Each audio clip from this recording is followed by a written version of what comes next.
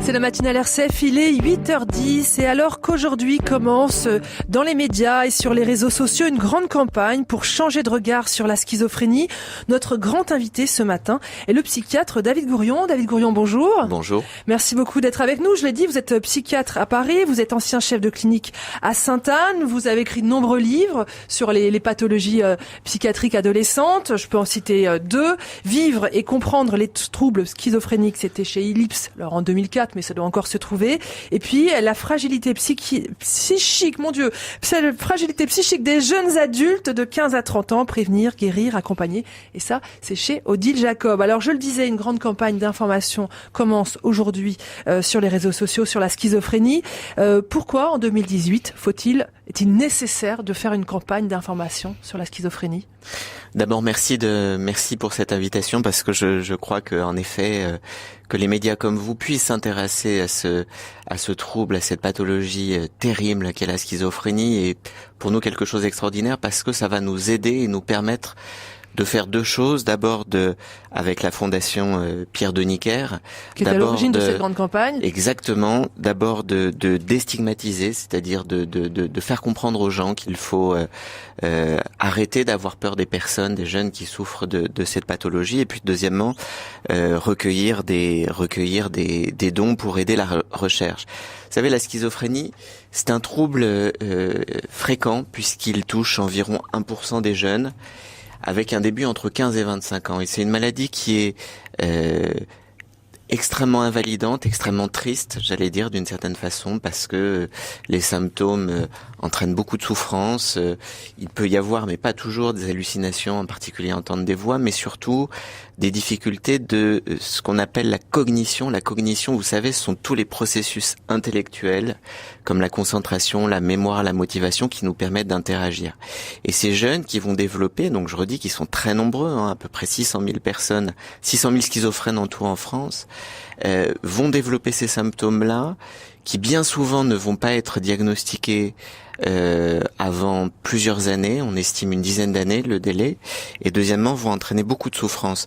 Donc pouvoir aujourd'hui alerter les Français sur cette pathologie, leur expliquer, leur dire vous êtes peut-être parent vous-même, ou enseignant, ou proche d'un jeune qui est en train de rentrer dans cette maladie-là, eh bien nous vous aidons à avoir des outils pour comprendre, diagnostiquer et aider. Qu'est-ce qui doit attirer l'attention ? Alors, il y a, en fait, la schizophrénie, c'est un trouble extrêmement hétérogène. Il y a plein de visages différents à cette pathologie-là, mais s'il fallait en garder deux grands, le premier serait de dire ces formes qu'on appelle bouffées délirantes aiguës, c'est-à-dire ce coup de tonnerre dans un ciel serein où d'un seul coup le jeune se met à délirer, halluciner, à être agité, mais ça n'est pas le plus fréquent. Mais on va dire que c'est terrible mais facile à diagnostiquer d'une certaine façon, très visible.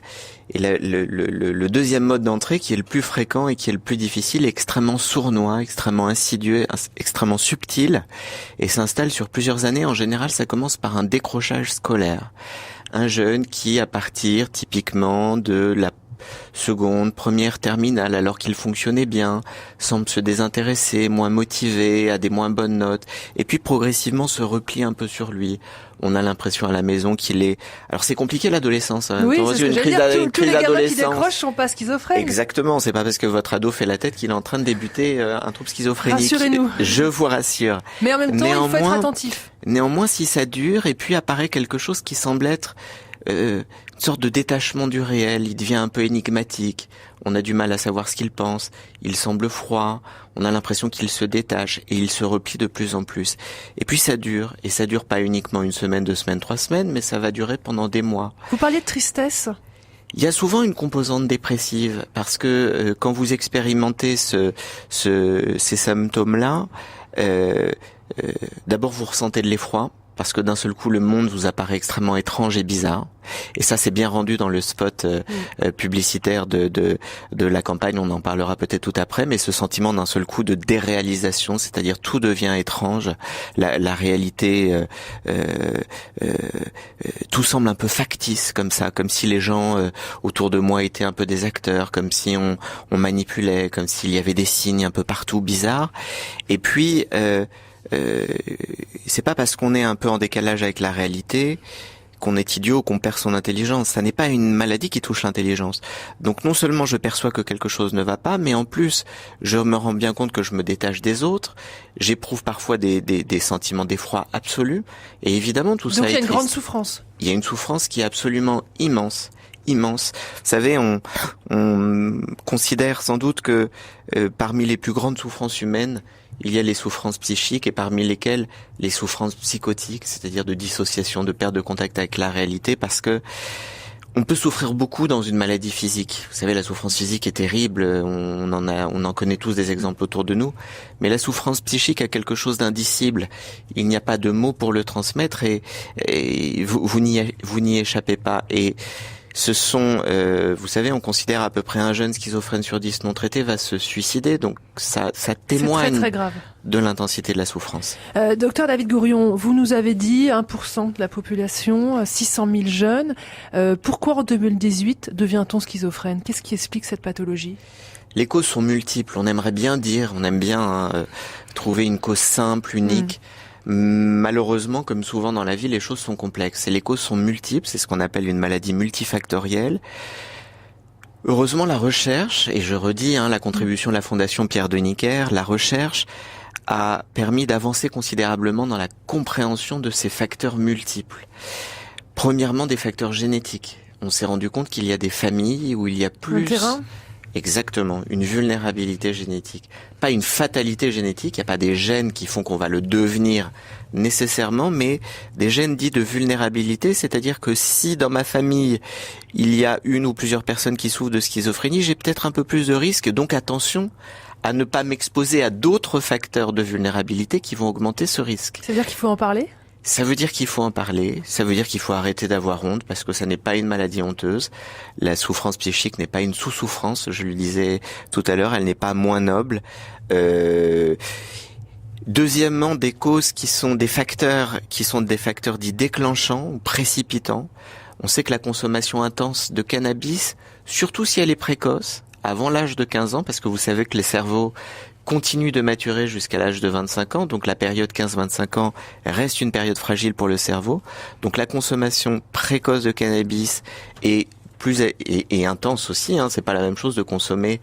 Je dis ça parce que là les gens vont se dire oh là là, si mon enfant a fumé un joint, il va devenir schizophrène. C'est pas comme ça. On sait. On ne peut que le déplorer que 60% des jeunes d'aujourd'hui consomment à peu près du cannabis. Mais là, on parle de consommation régulière, quotidienne. On parle de consommation régulière, intense, relativement précoce et probablement survenant sur un terrain de vulnérabilité.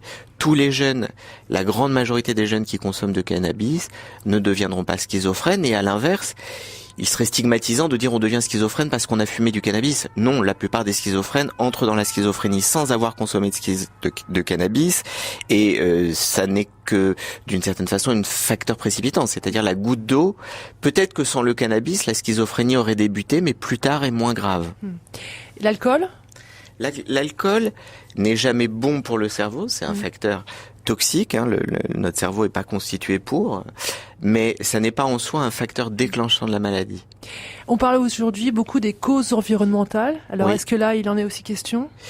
Beaucoup de facteurs ont été évalués, on sait que les facteurs de stress, alors le stress au sens large, parce que vous avez des facteurs de stress qui peuvent être des facteurs de stress psychologiques, mais vous avez aussi des stress dits biologiques, des facteurs hormonaux. On pense aussi à l'incidence de facteurs infectieux. On a suspecté pendant la grossesse, puisque c'est un trouble neurodéveloppemental qui affecte le câblage, c'est-à-dire la mise en connexion précoce durant la vie fétale des connexions du cerveau. On a suspecté le virus de la grippe, la toxoplasmose, donc une multitude de facteurs. Et aujourd'hui, on n'a pas toutes les pièces du puzzle.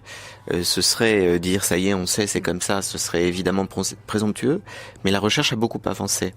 Docteur David Gourion, est-ce qu'on soigne cette maladie psychique et comment ? Oui, on soigne cette maladie psychique. Vous savez, je reviens à la Fondation Pierre de Nicker, qui a été constituée, c'est une jeune fondation, elle a une dizaine d'années, elle a été constituée en 2007, c'est la seule fondation d'utilité publique dans le domaine de la santé mentale, qui a été fondée par deux grands professeurs et à Sainte-Anne. Et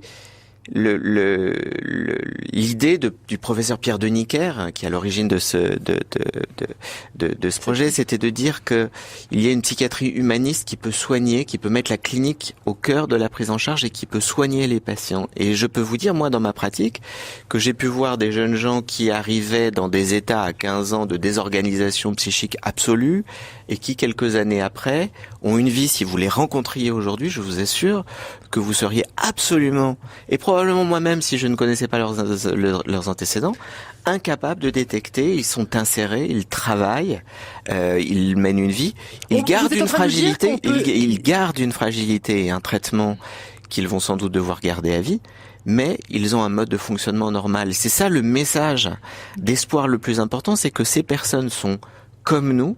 Il faut sortir de cette altérisation de la maladie mentale. Ça n'est pas un autre qui fait peur, qui est différent. Ce sont des gens comme nous. Il y a eu un moment une disconnectivité cérébrale pour des raisons multiples qu'on a évoquées. Du coup, ils ont eu des symptômes, mais bien soignés. Ils ont toute leur place dans la société. C'est un traitement médicamenteux, un traitement psychologique? Alors c'est un traitement multifacette.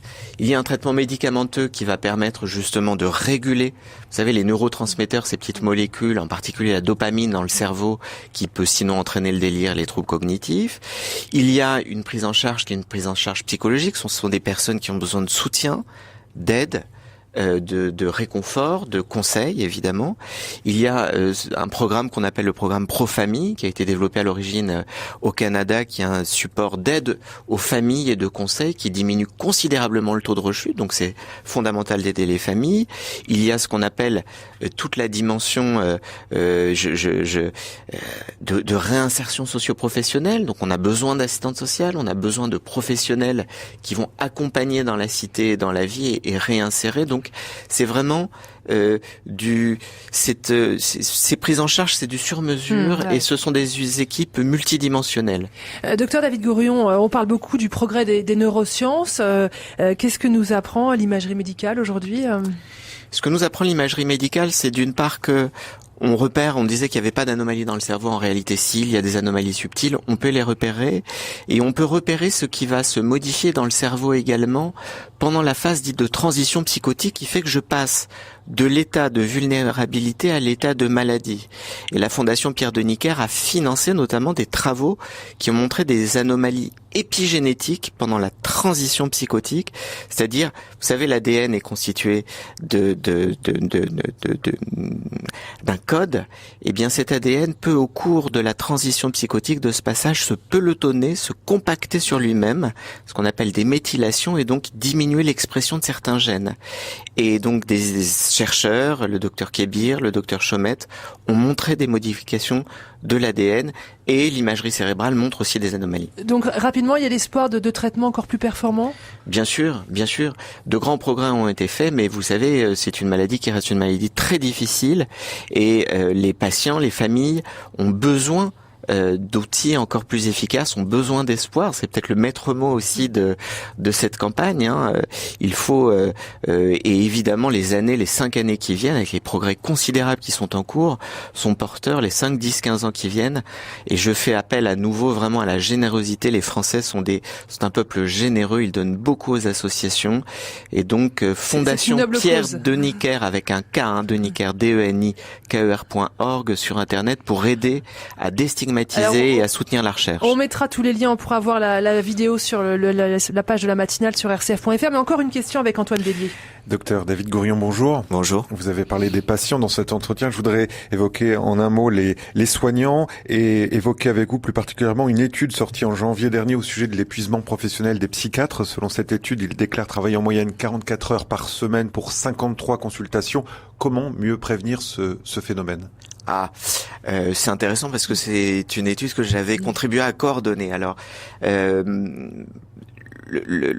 pense que globalement, être psychiatre, je le dis pour les jeunes qui peut-être envisagent de faire médecine, c'est un métier extraordinaire. C'est après journaliste évidemment, le plus beau métier du monde. Soyez psychiatre, c'est fatigant mais c'est magnifique. on aide des gens, on est proche de souffrance et on vit des expériences magnifiques. Donc certes, on est fatigué, un peu en burn-out comme les journalistes parfois peut-être, mais c'est un métier magnifique. Mais il faut quand même prévenir le burn-out. Oui, mais il faut travailler beaucoup aussi pour aider les gens. Merci beaucoup, docteur David Gourion. Je rappelle, vous êtes médecin psychiatre. On peut voir tous les liens dont on a parlé sur la page de la matinale, sur cette campagne pour déstigmatiser la schizophrénie. Puis je rappelle ce livre, La fragilité psychique des jeunes adolescents ou des jeunes adultes plutôt. C'est publié chez Odile Jacob.